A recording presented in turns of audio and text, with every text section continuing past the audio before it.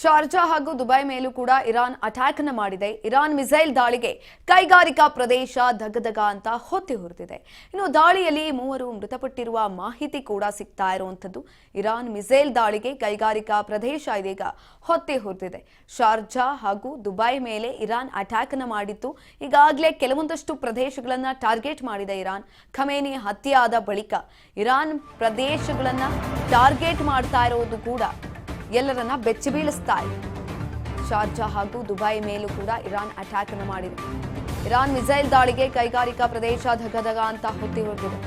ದಾಳಿಯಲ್ಲಿ 3 ಮೃತಪಟ್ಟಿರುವ ಮಾಹಿತಿ ಕೂಡ ಸಿಗ್ತಾ ಇದೆ. ಶಾರ್ಜಾ ಹಾಗೂ ದುಬೈ ಮೇಲೆ ಇರಾನ್ ಅಟ್ಯಾಕ್ ಮಾಡ್ತಾ ಇದೆ. ಕ್ಷಿಪಣಿ ದಾಳಿ, ವಾಯು ದಾಳಿಯನ್ನ ಮಾಡ್ತಾ ಇರುವಂತದ್ದು. ದಾಳಿಯಲ್ಲಿ 3 ಮೃತಪಟ್ಟಿರುವ ಮಾಹಿತಿ ಕೂಡ ಲಭ್ಯ ಆಗ್ತಾ ಇದೆ. ಶಾರ್ಜಾ ಹಾಗೂ ದುಬೈ ಮೇಲೂ ಕೂಡ ಇರಾನ್ ಅಟ್ಯಾಕ್ ಅನ್ನು ಮಾಡಿದೆ. ಇರಾನ್ ಮಿಸೈಲ್ ದಾಳಿಗೆ ಕೈಗಾರಿಕಾ ಪ್ರದೇಶ ದಗದಗ ಅಂತ ಹೊತ್ತಿ ಹೊರಟಿದೆ. ಇನ್ನು ದಾಳಿಯಲ್ಲಿ 3 ಮೃತಪಟ್ಟಿರುವ ಕುರಿತಾಗಿ ಮಾಹಿತಿ ಕೂಡ ಲಭ್ಯ ಆಗ್ತಾ ಇದೆ.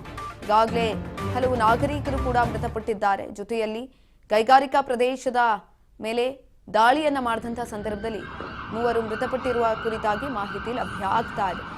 ಮುಗಿಲೆತ್ತಕ್ಕೆ ಹೊಗೆ ಕೂಡ ಆವರಿಸಿಕೊಂಡಿರುವಂಥದ್ದು. ಈ ಸಂದರ್ಭದಲ್ಲಿ ಪ್ರತಿ ಸಲಿನೂ ಕೂಡ ಬಾಂಬ್ಗಳ ಶಬ್ದಗಳು ನಾಗರಿಕರನ್ನ ಬೆಚ್ಚಿ ಬೀಳಿಸ್ತಾ ಇದೆ. ಯಾವ ಪ್ರದೇಶಕ್ಕೆ ಯಾವಾಗ ಮಿಸೈಲ್ಗಳು ಅಟ್ಯಾಕ್ ಮಾಡುತ್ತೆ ಅನ್ನೋದು ಕೂಡ ಊಹಿಸೋದಕ್ಕೂ ಕೂಡ ಕಷ್ಟ ಆಗ್ತಾ ಇದೆ. ಬೆಂಕಿ ತುಂಬಿರುವಂಥದ್ದು ಆಕಾಶದ ಎತ್ತರಕ್ಕೆ. ದಾಳಿಯಲ್ಲಿ 3 ಮೃತಪಟ್ಟಿರುವಂತಹ ಶಂಕೆ ಇದೀಗ ವ್ಯಕ್ತವಾಗಿದೆ.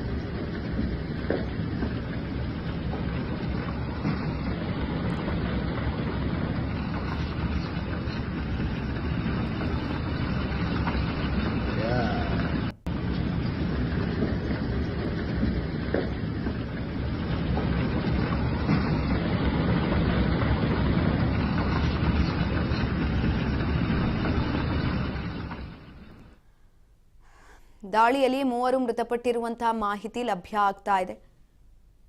ದಾಳಿಗೆ ಪ್ರತಿದಾಳಿಯನ್ನ ಕೂಡ ಒಂದ್ ಕಡೆನಲ್ಲಿ ಮಾಡ್ತಾ ಇರುವಂತದ್ದು. ಶಾರ್ಜಾ ಹೋಟೆಲ್ ಮೇಲೆ ಇದೀಗ ಇರಾನ್ ದಾಳಿಯನ್ನ ನಡೆಸಿದೆ. ಲೆಬನಾನ್ ಮೇಲೆ ಅಟ್ಯಾಕ್ ಅನ್ನ ಮಾಡಿದೆ. ಹೀಗೆ ಎಲ್ಲಾ ಕಡೆನೂ ಕೂಡ ಇರಾನ್ ತನ್ನ ಶಕ್ತಿ ಪ್ರದರ್ಶನವನ್ನ ಮಾಡ್ತಾ ಇರುವಂತದ್ದು.